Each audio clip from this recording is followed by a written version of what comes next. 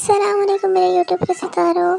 आज मैं आप लोगों के लिए रमज़ान प्रिपरेशन का पार्ट 2 लेकर आई हूँ, जिसमें मैं आपको तुर्किश कबाब फ्रीज़ करना बताऊँगी। चलिए आइए रेसिपी को स्टार्ट करते हैं।